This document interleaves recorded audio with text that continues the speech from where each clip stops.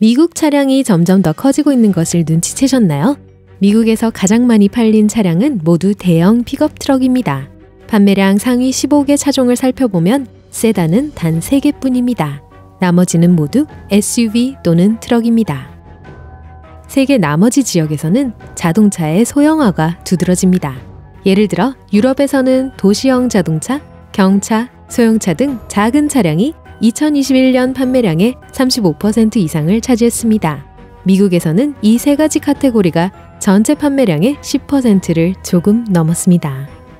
소비의 여러 측면에서 더 큰 것을 추구하는 경향이 있습니다. 주방의 냉장고나 패스트푸드도 다른 나라에 비해 큰 편입니다. 연구에 따르면 소비자들은 선택권이 주어졌을 때 더 큰 차량을 선호한다고 합니다. 여기에서 닭이 먼저냐 달걀이 먼저냐의 상황이 발생합니다. 소비자의 선호로 인해 자동차 제조업체는 점점 더 큰 차량을 생산하게 되었습니다. 거대한 트럭과 SUV가 잇따라 생산됐습니다. 이 거대한 2.5m 높이의 빨간 트럭이 굉음을 내며 짙은 스모그의 흔적을 남기고 지나갑니다. 환경에 대한 관심이 높아지고 전 세계적으로 기록적인 더위가 계속되는 상황에서 작은 차가 더 인기를 끌 것이라고 예상하겠지만 분명히 아닙니다.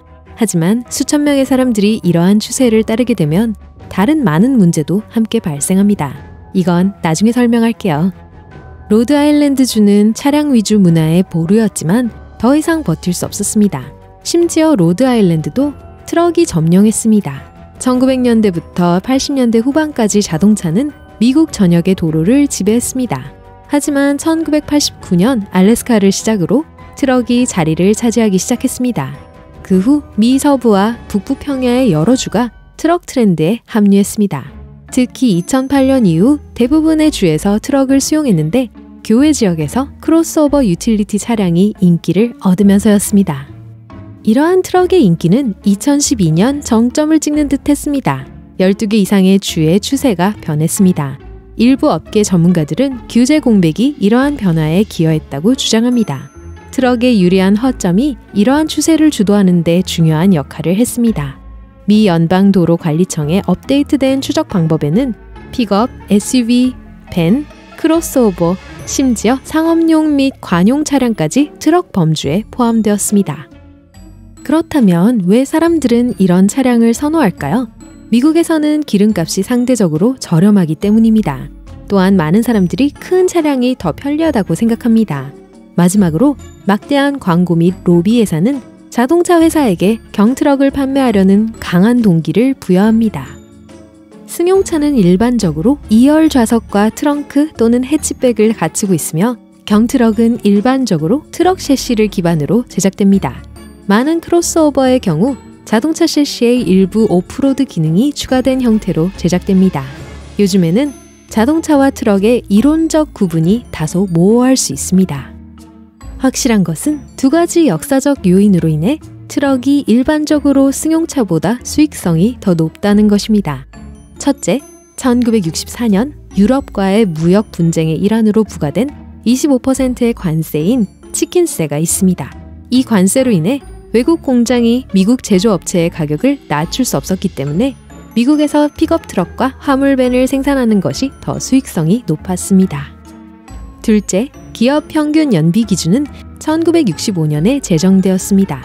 이 기준은 패밀리 세단에 비해 업무용 트럭과 경트럭에 더 관대했습니다. 또한 트럭은 1978년 가스 소비세가 면제되었습니다. 이러한 인센티브 덕분에 미국 자동차 제조업체들은 트럭에 집중하게 되었습니다. 실제로 이런 이유로 자동차와 트럭의 특징을 결합한 SUV가 탄생했습니다. 예를 들어 5인 가족이라면 요즘은 크로스오버 SUV를 선호합니다. 크로스오버 SUV는 스테이션 wä건을 닮은 차량에 몇 가지 추가 기능을 더한 차량입니다. 이러한 추가 기능으로 인해 경트럭으로 분류할 수 있습니다. 2016년 미국의 자동차 산업은 SUV와 픽업 트럭이 시장의 중심이 되면서 눈에 띄게 변화하고 있었습니다. 시간이 지날수록 전통적인 자동차 판매 비중은 점차 줄어들고 있었습니다. 이는 휘발유 가격 하락과 소비자 선호도 변화의 영향이 컸습니다. SUV는 오랫동안 미국인들의 마음속에 특별한 자리를 차지해왔습니다. 토요타 RAV4와 포드 이스케이프와 같은 소형 SUV를 포함하는 크로스오버는 1950년대의 자동차와 매우 흡사합니다. 이러한 유사점은 높은 차체, 높은 좌석 위치, 넓은 실내 공간을 강조합니다. 이러한 조합은 도로를 내려다보는 위풍당당한 모습과 넓은 창문 시야를 높이 평가한 소비자들의 공감을 불러일으키며 전통적인 세단에서 벗어나게 만들었습니다. 대형 세단의 판매가 급감하고 고급 세단 시장마저 정체되었습니다. 이로 인해 스포츠카로 유명한 마세라티와 제규어 같은 회사들이 SUV 시장에 뛰어들었습니다. 심지어 포르쉐와 같은 상징적인 브랜드도 SUV와 크로스오버에 집중하기 시작했습니다. 소비자들의 인기 트렌드를 파악한 것이죠. 토요타의 제품 기획 책임자인 앤드류 코에지는 토요타의 전략은 특히 젊은 구매자들을 만족시키기 위해 차량에 더 많은 개성을 불어넣는데 중점을 둔다고 말합니다. 자, 이런 대형 차량의 외형과 느낌은 훌륭할지 모르지만 이제 잘 보이지 않는 면을 살펴봅시다. 다음과 같은 단점이 있습니다. 가격이 비싸고 연료를 더 많이 소비하는 경향이 있습니다. 처음 만들어졌을 때는 연료 가격이 높지 않았습니다. 하지만 지금은 연료비 지출이 많아져 지갑 사정에 문제가 될 수 있습니다. 이뿐만이 아닙니다. 일부 연구에 따르면 미국 도로에서 대형 차량과 관련된 사고가 소형 차량보다 더 많은 사망자를 발생시킨다고 합니다. 또한 보행자와 자전거 이용자에게도 더 큰 위험을 초래합니다. 보행자 사망자 수가 2배로 증가했습니다. 2021년 교통사고는 45세 미만 미국인들에게 두 번째로 높은 사망 원인이었습니다. 대형 차량이 치명적일 수 있는 특성이 없었다면 이러한 상황은 그저 흥미로운 추세였을 뿐이었을 것입니다. 미국 자동차의 크기가 커짐에 따라 바퀴 달린 요새에서 운전자와 승객의 사망자 수는 22% 감소했습니다.